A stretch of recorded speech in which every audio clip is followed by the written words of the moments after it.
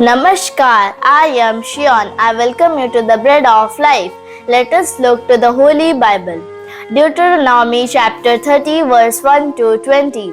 The main idea of the day is life and good, death and evil. For this commandment that I command you today is not too hard for you, neither is it far off, but the word is very near you. It is in your mouth and in your heart, so that you can do it. See, I have set before you today life and good, death and evil.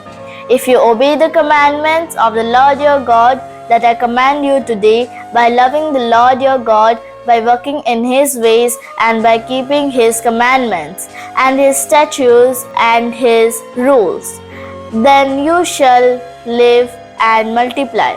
And the Lord your God will bless you in the land that you are entering to take possession of it.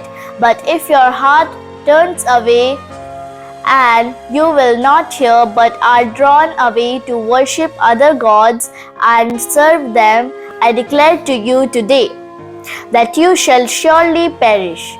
You shall not live long in the land that you are going over the Jordan to enter and possess. I call heaven and earth to witness against you today, that I have set before you life and death, blessing and curse.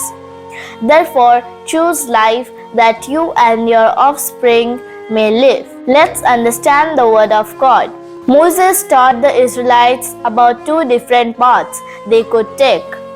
One was the way of life and blessing through loving God and serving neighbors, and the other was the way of death and curse through selfish love and despising everything else.